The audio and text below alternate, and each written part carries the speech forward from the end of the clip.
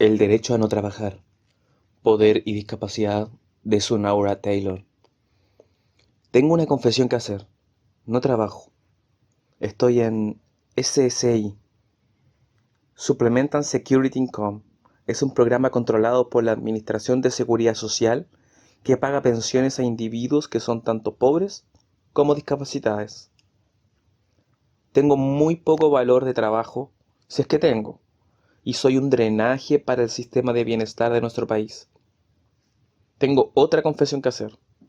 No creo que esto esté mal, y para ser honesta, estoy muy feliz de no trabajar.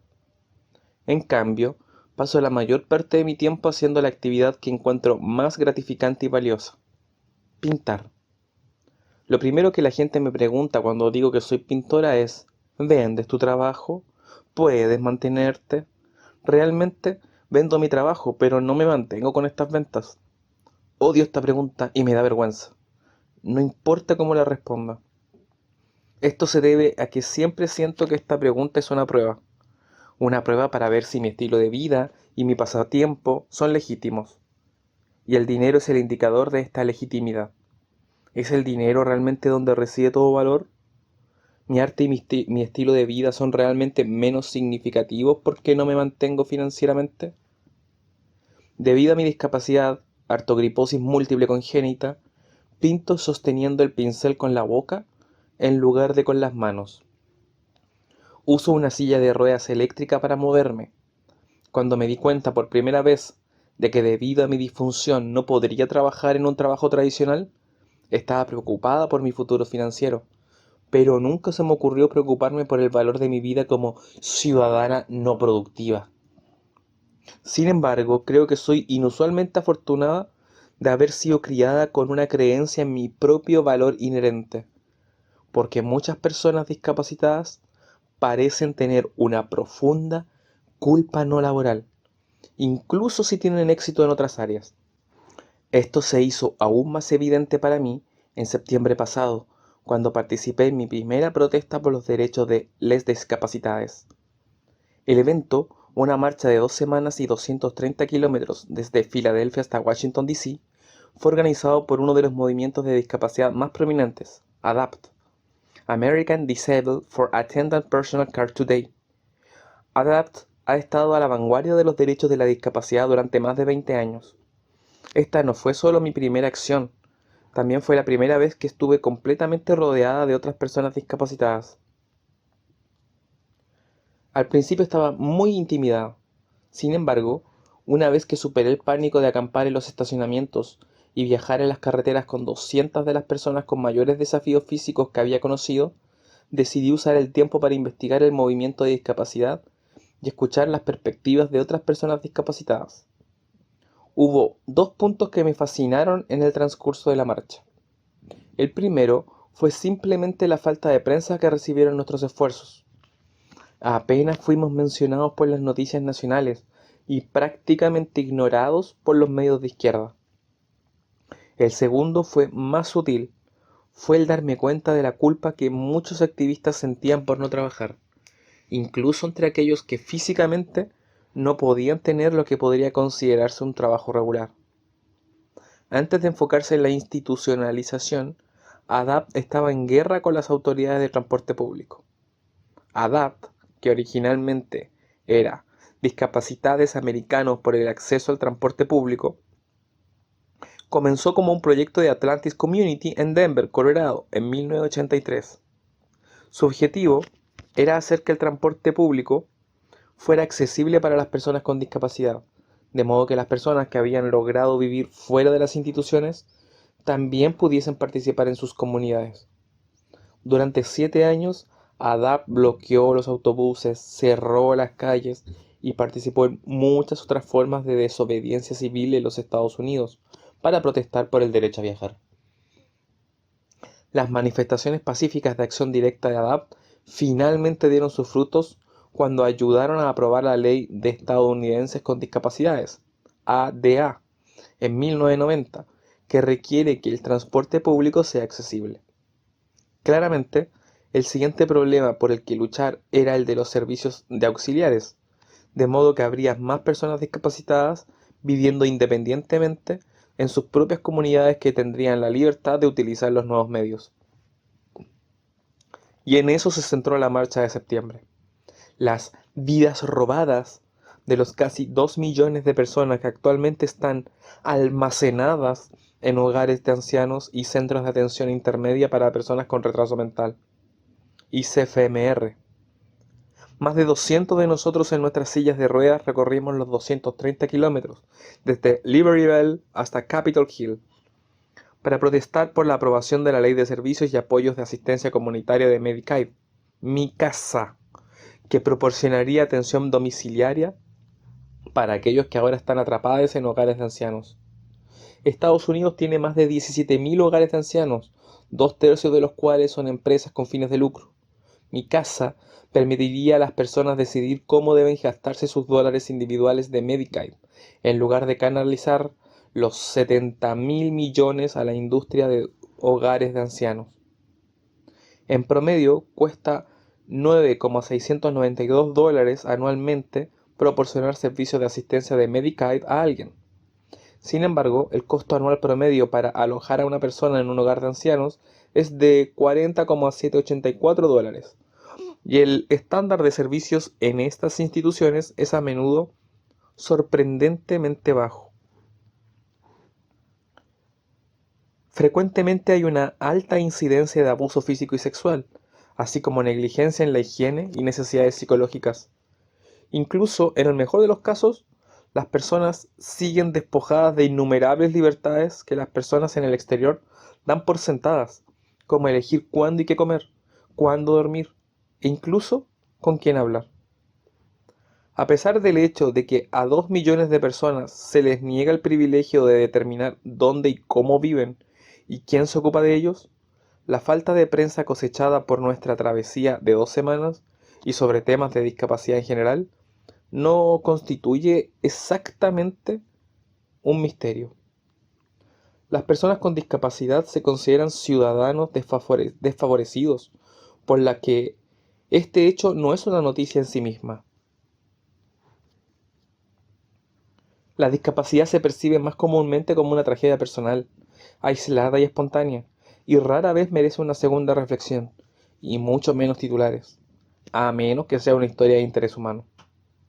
Las personas con discapacidad están lejos de disfrutar las ventajas de la igualdad social o económica, pero el punto es que están lejos de ser vistas como un grupo de identidad digno de estas ventajas.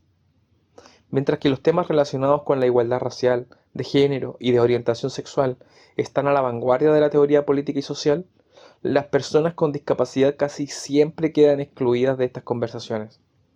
Las discapacidades son vistos como con conmiseración, como víctimas de la mala suerte, que simplemente tendrán que aceptar las desventajas como su destino en la vida, no como un grupo identitario que es sistemáticamente discriminado.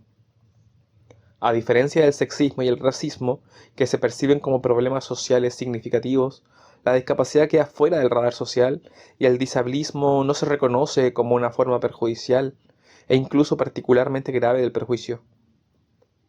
La idea de la discapacidad como algo altamente lamentable es muy perjudicial para nuestra causa. Como una persona con discapacidades físicas que disfruta y agradece su cuerpo y su vida, esta visión de mi situación es ofensiva y presuntuosa. Desafortunadamente parece ser la forma dominante en la que todavía se ve a las personas discapacitadas. Sin lugar a dudas, se han logrado muchos avances en los últimos 30 años, como mejoras en la legislación sobre discapacidad y las leyes de igualdad de acceso, gracias al trabajo de los defensores de los derechos civiles. Pero a pesar de estos tremendos avances, la discapacidad sigue siendo un problema marginal. De los muchos movimientos sociales que se hicieron visibles durante los años 60 y 70, derechos civiles, liberación de las mujeres, derechos de los homosexuales y defensa del medio ambiente, entre otros, los movimientos de discapacidad rara vez merecen una mención. Puede parecer simplista, pero parte de esta ignorancia deliberada de la política de discapacidad puede derivarse del simple hecho de que la deficiencia no se percibe como cool ni sexy. Esta falta de genialidad es algo difícil de combatir, ya que es difícil prever que la discapacidad se ponga de moda como muchos movimientos que han sido cooptados por ese santo de los santos estadounidenses, el marketing. Tenemos afros de poder negro con modelos en anuncios y el fenómeno del poder femenino como la última comercialización del feminismo. Es casi imposible imaginar una silla de ruedas o la incontinencia convirtiéndose en la próxima iconografía de moda. Por supuesto, el punto es que no debería ser así. Si las personas son sinceras en sus elogios a la igualdad y la diferencia, tendrían que dejar de encontrar algunas diferencias más geniales y más dignas de elogio que otras. Un hecho que hace que la discapacidad sea tan difícil de entender es que no existe un único modelo de discapacidad. El cuerpo humano puede verse afectado de infinitas maneras, y las personas en todos los ámbitos de la vida pueden verse afectadas. Al igual que con la población en su conjunto, las personas con discapacidad se caracterizan por diferencias en lugar de normalidad. Las diferencias en términos de género, origen étnico, minoritario, orientación sexual, habilidades por edad, creencias religiosas, la riqueza, el acceso al trabajo y así sucesivamente. Claramente, su situación no puede ser entendida o de hecho transformada por ninguna teoría o política que se base en nociones convencionales de normalidad y la existencia de un conjunto único de valores culturalmente dominantes. Esto es Michael Oliver, The Politics of Disablement, en 1990. Lo único que las personas con disfunción tienen en común es su discapacidad política y las similitudes económicas, conductuales y emocionales que la disfunción puede causar. La discapacidad, en parte como resultado de esta intensa diferenciación de las personas afectadas, puede ser la única rama del movimiento de derechos civiles que no puede ser apropiada. Las personas discapacitadas son un ejemplo de movimiento de identidad cuya imagen y capacidades son infinitamente diferentes. Sin embargo, esta variedad es lo que nos hace tan difíciles de incorporar al entorno corporativo moderno. ¿Qué cambios habrá que hacer para nosotros? ¿Qué adaptaciones? ¿Qué adaptaciones especiales? ¿En qué costos se incurrirá y qué beneficios disminuirán? A pesar de los avances, tanto en la teoría como en la práctica, los derechos de las personas con discapacidad siguen siendo algunos de los últimos en ser considerados y como resultado suele ser alguno de los primeros en ser olvidados cuando se trata de recortes o reformas presupuestarias. El movimiento de discapacidad no ha logrado aún convencer a las personas de que nuestra existencia en la sociedad es válida y esencial. El público no está convencido de que nuestra lucha también sea la de ellos. Los defensores de los discapacitados están luchando de facto por los derechos de las personas mayores, y muchos de los servicios que están demandando ayudarán también a sus contrapartes sin discapacidad, tanto directamente, por ejemplo, cuando un trabajador se ve impedido temporalmente, o al proporcionar a personas con cuerpos capaces más opciones a medida que inevitablemente envejecen, e indirectamente pueden disfrutar de tranquilidad porque un ser querido vive felizmente en su propio hogar con la ayuda de un asistente. No hemos logrado transmitir nuestro punto de vista, pero ¿cuál es nuestro punto? Quizás se exprese mejor en la idea de que la discapacidad es un problema político, no personal. Los teóricos de la discapacidad dejan esto claro al hacer una distinción sutil pero significativa entre discapacidad y disfunción. El estar mental o físicamente desafiado es lo que ellos llaman ser impedido. Con la disfunción se presentan desafíos y desventajas personales en términos de procesos mentales y movilidad física. Ser disfuncional es perder una extremidad o nacer con un defecto de nacimiento. Es un estado de corporalidad. Ser disfuncional es difícil. Sin duda, hace las cosas más difíciles que si uno no lo está. Sin embargo, la mayoría de las veces, el individuo se adapta a esta disfunción y se adapta a lo mejor de su capacidad. Por ejemplo, estoy afectada por la artrogriposis, que limita el uso de mis brazos, pero lo compenso de muchas maneras usando la boca. La discapacidad, por el contrario, es la represión política y social de las personas con disfunción. Esto se logra al aislarlos económica y socialmente. Las personas discapacitadas tienen opciones limitadas de vivienda, están social y culturalmente excluidas y tienen muy pocas oportunidades de carrera. La comunidad discapacitada argumenta que estas desventajas, por lo tanto, no se deben a la naturaleza del deterioro, sino a una aversión cultural a la disfunción, una falta de oportunidades productivas en la economía actual para las personas discapacitadas y la industria multimillonaria que alberga y se preocupa por la población discapacitada que se ha desarrollado como consecuencia de esta privación económica. Este argumento se conoce como el modelo social de discapacidad. La discapacidad es un estado político y no personal, y por lo tanto debe abordarse como una cuestión de derechos civiles. Ver la discapacidad desde un enfoque materialista muestra cómo funciona esta política de represión. Tomemos la adaptación del teórico de la discapacidad Brendan Gleeson del análisis de Karl Marx, quien definió la naturaleza como existente antes e independiente de la experiencia humana, y simultáneamente como algo que alcanza sus cualidades y significados por medio de una relación transformadora del trabajo humano. La naturaleza existe fuera de la sociedad como una realidad objetiva, pero también es utilizada y modificada por los humanos para satisfacer sus necesidades. Marx usó la noción de dos naturalezas para describir esta transformación histórica y argumentó que este cambio se formó a través del trabajo humano. Casi todo el mundo natural terrestre ha sido de alguna manera alterado a través de la intervención humana, y la naturaleza está indisolublemente conectada a la sociedad. Marx usó este análisis de la naturaleza para mostrar cómo el modo de producción capitalista alteró la naturaleza para negar a gran parte de la humanidad su potencial de especie. La naturaleza preexiste a las formaciones sociales, pero también está evolucionando, no solo debido a factores biológicos y ecológicos, sino también a través de la intervención humana. Cada ser humano se relaciona con la naturaleza a través de su propia experiencia física, como género, edad y capacidad, y cada experiencia de corporalidad debe verse como evolucionada histórica y socialmente a través de elementos naturales. El cuerpo es tanto un hecho biológico como un artefacto cultural. El primero constituye una base orgánica presocial sobre la cual toma forma el segundo. Los activistas y teóricos de la discapacidad ven la disfunción como un equivalente a la primera naturaleza y la discapacidad como un ejemplo de la segunda naturaleza.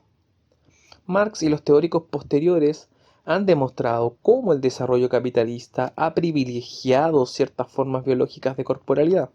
Por ejemplo, los hombres blancos con cuerpos capaces. Debido a esto, es importante cuando se trata de comprender el impacto del espacio en los cuerpos, por ejemplo, edificios y transporte inaccesibles, considerar quién está formando y ha formado espacios y quién los habita. La extrema inaccesibilidad y alienación que sienten las personas con disfunciones puede no ser una consecuencia natural de sus propias corporalidades personales en el siglo XXI, sino un complejo sistema de discriminación histórica, cultural y geográfica que ha evolucionado dentro y junto al capitalismo y que nosotros ahora simplemente consideramos y descartamos con demasiada frecuencia como discapacidad. Las personas lisiadas y de edad avanzada tienen una relación especialmente precaria con la máquina que es la producción y el consumo.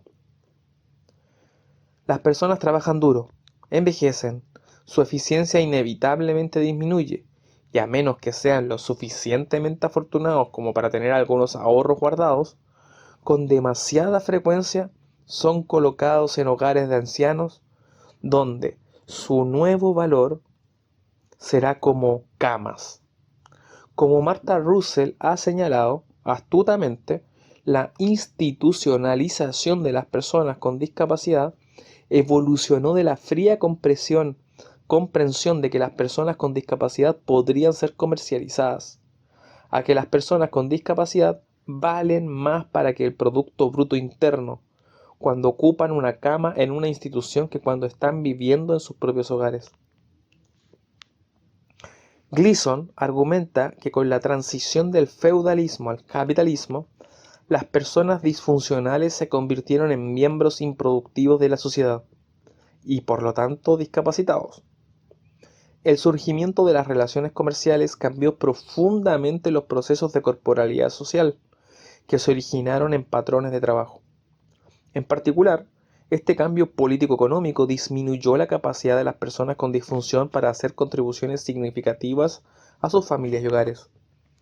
Los mercados introdujeron en los hogares campesinos una evaluación social abstracta del potencial de trabajo basada en la ley del valor.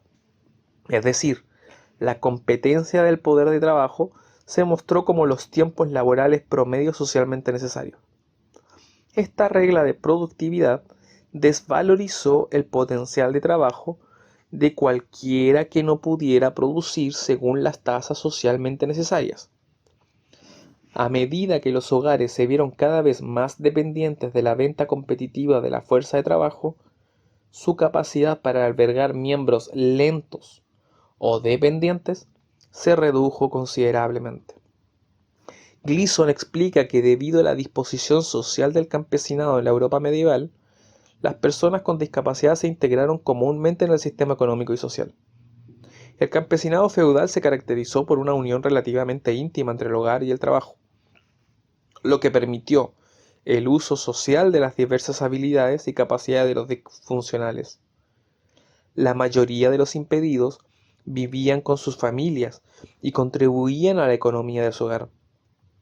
Debido a la economía autosuficiente de la sociedad feudal, cada miembro del hogar tenía que aportar alguna forma de trabajo para equilibrar sus propias necesidades. Debido a la abundancia de trabajos que debían realizarse para mantener a un hogar alimentado y cálido, casi siempre era posible que un miembro de la casa con disfunciones contribuyera. Al parecer, el concepto de helpless se elige dejar el término original, cuya traducción podría ser indefenso, desamparado, impotente, aun cuando puesto en el contexto de la frase podría ser pensado como inservible o que no puede ayudar. El concepto de helpless no se había inventado todavía y se esperaba que las personas con dificultades contribuyeran con lo que podían.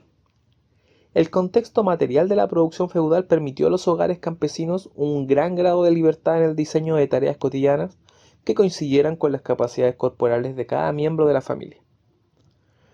Esto no quiere decir que la era feudal fuera una época utópica para los discapacitados, sino que es un intento de demostrar que nuestras concepciones actuales de la discapacidad y la posición de los discapacitados no son absolutas y deben ser cuestionadas y cambiadas.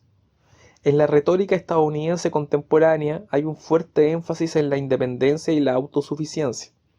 Estados Unidos es el país donde todos tienen la oportunidad de ser independientes. Una persona, si es lo suficientemente fuerte, puede levantarse por sí misma y poseer el sueño americano de un lindo auto nuevo, una casa grande y un buen plan de jubilación. O mejor aún, ella puede vivir el nuevo sueño americano y hacerse rica, famosa y hermosa. La independencia es quizás más apreciada que todo lo demás en este país. Y para las personas discapacitadas, esto significa que nuestras vidas se ven como trágicamente dependientes. Michael Oliver, como muchos teóricos de la discapacidad, argumenta que la dependencia es relativa. Como sociedad, todos dependemos unos de otros. La diferencia entre la forma en que la comunidad discapacitada ve la dependencia y cómo la ve el resto de la sociedad es que no hay tanto énfasis en la independencia física individual. Los profesionales tienden a definir la independencia en términos de actividades de autocuidado como lavarse, vestirse, ir al baño, cocinar y comer sin ayuda. Sin embargo, las personas discapacitadas definen la independencia de manera diferente, viéndola como la capacidad de tener el control y tomar decisiones sobre la vida de uno, en lugar de hacer las cosas solo o sin ayuda. Hoy la independencia se trata más de que un individuo tenga el control de sus propios servicios, ya sea educación, plomería, electricidad, medicina, alimentación o cuidado personal. que de un individuo tenga autosuficiencia física completa. Esto es cierto no solo para la población discapacitada, sino también para la población en general. Este ideal de autosuficiencia física es un subproducto de la retórica de la autosuficiencia económica. Pero nadie participa del capitalismo estadounidense de manera independiente. No existe un individuo hecho a sí mismo. Respecto a esto, las personas sin discapacidad deberían echar un segundo vistazo a la posición de las personas con discapacidad. Quizás, en última instancia, su posición como interdependientes no está tan en las antípodas con la posición que toda la población con cuerpos capaces ocupa. Una gran parte del estigma asociado con la discapacidad es que, debido a la dependencia física de las personas discapacitadas, se les considera una carga, porque no pueden funcionar de acuerdo con nuestro sistema económico estandarizado actual.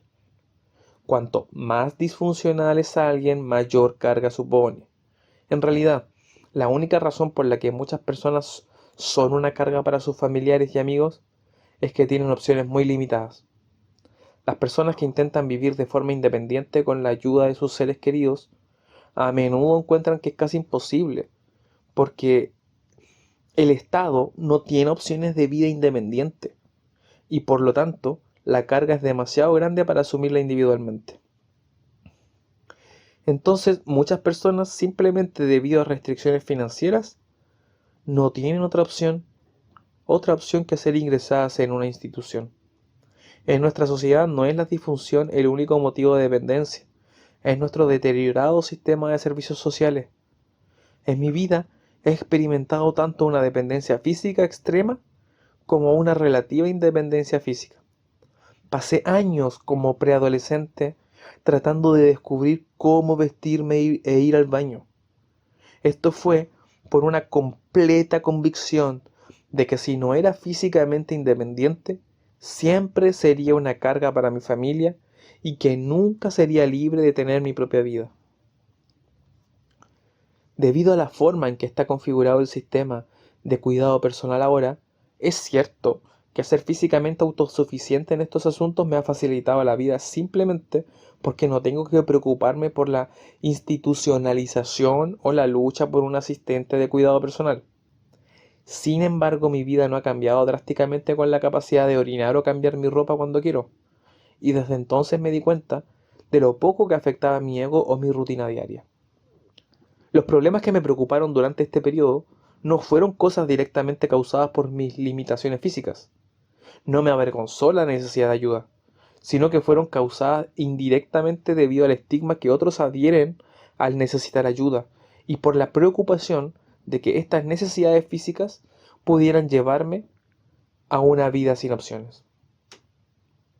Gran parte de la retórica de empoderamiento en los movimientos de discapacidad se trata acerca de conseguir empleo y de tener el mismo acceso a la sociedad mainstream. El capitalismo tiene como base la idea de que el valor de un individuo está intrínsecamente vinculado a su valor de producción. Muchas, aunque de ninguna manera todas, personas con discapacidad nunca serán buenas trabajadoras en el sentido capitalista. Si no puedes moverte o hablar, es difícil tener éxito en una carrera convencional.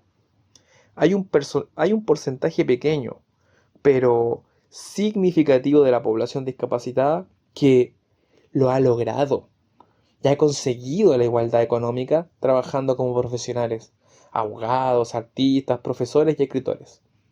Son una minoría afortunada y el trabajo que realizan es importante. Estas oportunidades tienen mucho que ver con la clase y no están abiertas a todas las personas con disfunción. Yo, como muchas personas, nunca seré una buena camarera, secretaria, obrera o conductora de autobús, a menos que haya adaptaciones masivas y costosas al autobús que conduzca, que son el tipo de trabajo disponible para personas que carecen de educación superior. Es difícil pensar en una vocación en la que mi contribución sería deseable en un análisis de costo-beneficio. La minoría de la población discapacitada que tiene un empleo remunerado recibe un salario menor que sus contrapartes sin discapacidad y es despedida con más frecuencia. Y estas estadísticas son más atroces para las minorías discapacitadas. Para garantizar que los empleadores puedan exprimir la plusvalía de los trabajadores discapacitados, miles se ven obligados a trabajos sin salida, segregados y remunerados legalmente por debajo del salario mínimo. Por ejemplo, en el caso de talleres protegidos para personas con discapacidades del desarrollo. La condescendencia hacia los trabajadores en tales entornos es severa. ¿Por qué debería considerarse que el trabajo es tan esencial que se permite que se aprovechen de las personas discapacitadas y además se espera que éstas estén agradecidas por tal oportunidad? Las personas discapacitadas son criadas con los mismos ideales culturales, ambiciones y sueños que sus contrapartes sin discapacidad. Nosotros también estamos adoctrinados para fetichizar el trabajo y romantizar la carrera, para ver el desempeño del trabajo asalariado como la máxima libertad. Y sin embargo, en su mayor parte, se nos niega el acceso a esta fantasía. Muchos de nosotros vivimos con ayuda del gobierno, apoyo familiar o incluso caridad. Si tienes una discapacidad grave, tu probabilidad de tener un trabajo es del 26,1%, en comparación con una tasa del 82,1% para las personas sin discapacidad en edad laboral. Nuestra mayor contribución a la economía es como camas, como los hogares de ancianos llaman a los ancianos y discapacitados que llenan sus vacantes y cuentas bancarias. ¿No deberíamos nosotros de todos los grupos reconocer que no es el trabajo lo que nos liberaría? Especialmente el trabajo insignificante hecho accesible o saludando a los clientes en Walmarts en todo Estados Unidos, sino el derecho a no trabajar y a estar orgulloso de ello.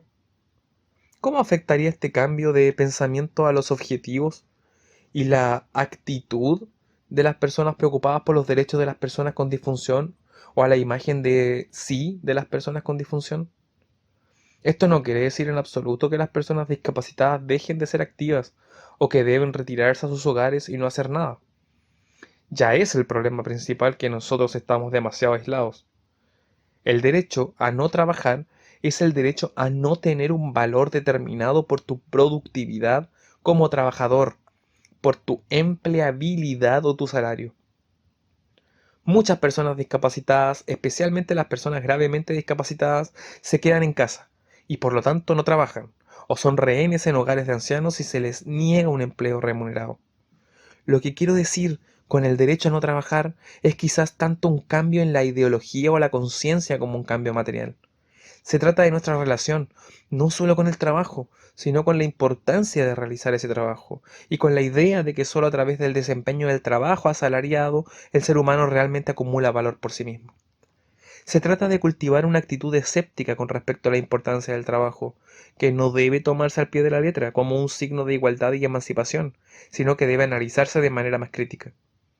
Incluso en situaciones donde la aplicación de la ADA y los subsidios gubernamentales a las corporaciones conducen al empleo de discapacitados. ¿Quiénes quiénes tienden a beneficiarse? ¿Los empleadores o empleados? Quiero dejar en claro que no estoy diciendo que la gente debería dejar de luchar por la igualdad de derechos en nuestro sistema actual, sino que deberíamos pensar simultáneamente más allá del sistema establecido. Muchas personas discapacitadas quieren y pueden trabajar, pero las compañías de seguros y los empleadores los discriminan. Es muy difícil como individuo discapacitado ir a la universidad. Todas las escuelas que solicité me discriminaron a pesar de la ADA, por lo que los discapacitados tienen dificultades para competir por mejores trabajos. Otro inconveniente es que debido a que los mejores trabajos a menudo pagan mejor, a veces pueden amenazar nuestro seguro de SSI, que para las personas con discapacidades graves a menudo es el único seguro que cubrirá las necesidades esenciales. Esto anima a más personas de las que se podría pensar a permanecer fuera del lugar de trabajo. Las paradojas y dificultades y los desafíos económicos y sociales de ser discapacitado y vivir de SSI me sorprenden a diario. Aún así, no estoy convencida de que luchar por la igualdad dentro del sistema actual, es decir, hasta cierto punto, el derecho a ser parte de la clase explotadora en lugar de ser parte de los explotados, sea el ideal último por el que vale la pena luchar. ¿El objetivo es ser integrado en nuestra sociedad actual o cambiar la sociedad? Como dice Michael Oliver, es extraño que las personas piensen que nosotros, como personas discapacitadas, podemos vivir en Gran Bretaña con plenos derechos civiles y todos los servicios que necesitamos sin cambios fundamentales. En realidad, no estamos hablando de retocar los bordes de la sociedad para dejar entrar gente. Para que las personas discapacitadas participen plenamente en la sociedad británica, esta sociedad tendrá que cambiar fundamentalmente. El cambio social fundamental parece que está muy lejos, lo admito, y mientras tanto, con frecuencia se nos dice que la única forma de cambiar el sistema es participar en él. Cuanta más riqueza económica y social se tenga, más se puede maniobrar dentro del sistema. Me dicen que la forma en que las personas logran esto es a través de la construcción de una carrera exitosa a través del trabajo. Todo esto tiene una verdad importante. El primer paso hacia la igualdad es vivir independientemente y sacar a las personas de los hogares de ancianos. Una vez fuera de los hogares de ancianos, las personas con discapacidad también necesitan un entorno accesible para que puedan interactuar con otras personas que viven en su comunidad, comparten sus intereses y superen el problema geográfico y el aislamiento ambiental. Estos cambios materiales, edificios y tránsito accesibles y vida independiente son absolutamente necesarios para la liberación de la población discapacitada. De hecho, muchos discapacitados han luchado por un salario digno. Fue una causa de discapacidad temprana en Gran Bretaña, una causa digna del apoyo de los defensores de los discapacitados y de la humanidad en general. Sin embargo, esta causa exige necesariamente una reevaluación del papel y la importancia del trabajo e implica el derecho a no trabajar, tanto como el derecho a vivir. En una sociedad de consumo capitalista, donde todos quieren la cara perfecta, el trabajo perfecto, la familia perfecta y el cuerpo perfecto, la discapacidad nunca será apreciada o incluso totalmente aceptada. En una cultura en la que la apariencia de autosuficiencia y autonomía es esencial, la dependencia de las personas con discapacidad, porque no están a la altura de este mito, siempre puede ser denigrada o al menos subestimada. Aún instituciones y personas progresistas me han discriminado más veces de las que puedo contar. Los progresistas, como la mayoría de las personas sin discapacidad, detestan identificarse con las personas lisiadas y en la mayoría de los casos se niegan a reconocer dos verdades simples. La primera es que si viven lo suficiente, se unirán a nuestras filas. Quienes abogan por los discapacitados a veces bromean diciendo que las personas deberían considerarse a sí mismas temporalmente capacitadas. Todos envejecemos y la mayoría de las personas terminan enfermas. Es sorprendente la poca preocupación que existe por la calidad de vida y la falta de libertad de los ancianos en esta sociedad. Solo puedo suponer que es el resultado de un mecanismo colectivo de negación. El segundo hecho es que el tratamiento de las personas con discapacidad es simplemente una forma más pronunciada de la condición de otras poblaciones en el lugar de trabajo contemporáneo. Muchos estadounidenses carecen de seguro médico asequible, empleo seguro y también se les niega el derecho a no trabajar. La informalización del empleo, los salarios inadecuados, el retorno de muchos ciudadanos mayores a la fuerza laboral cuando no pueden llegar a fin de mes después de la jubilación, la falta de vacaciones pagas, la invasión de la semana laboral en nuestras noches y fines de semana y el aumento de la deuda para las clases pobres y medias, todas evidencias de la ansiedad y de la falta de libertad del trabajo. Trabajar se disfraza como la máxima libertad y la principal señal de independencia, y sin embargo parece representar exactamente lo contrario de esos dos ideales. Recuerdo una vez que estaba en un mercado de pulgas en Georgia, y una mujer de mediana edad, sin dientes, se me acercó desde atrás de su tienda y me dijo: «Eres tan valiente. Odiaría tener tu vida». Tenía unos 13 años, e incluso entonces no pude evitar sonreír porque sentía lo mismo por ella. Sabía que lo más probable era que tuviera más opciones disponibles para mí, a pesar de mi discapacidad, que las que ella había tenido, simplemente debido a las ventajas educativas que he tenido, a mi inusual historial y al apoyo de mi familia, y que yo también odiaría tener su vida. Los seres humanos juzgan rápidamente las existencias de otros, pero lo que es aún más triste para mí es que si las personas pudieran dar un paso adicional para ver cómo sus experiencias se ven afectadas de manera similar, lo más probable es que descubrirían que nuestras represiones comparten las mismas raíces. Lo que hace que mi vida sea difícil es lo mismo que hace que la vida de la mujer del mercado de pulgas lo sea. Ambas somos víctimas de una sociedad que no aprecia nuestro valor o valora nuestras contribuciones en un sentido muy limitado. Teniendo en cuenta estas similitudes fundamentales, a menudo me sorprende la frecuencia con que las personas con discapacidad están excluidas de la política y los medios de izquierda. Muchos movimientos de discapacidad, incluido ADAPT, han intentado unir fuerzas con otros grupos de identidad en la lucha por el cambio.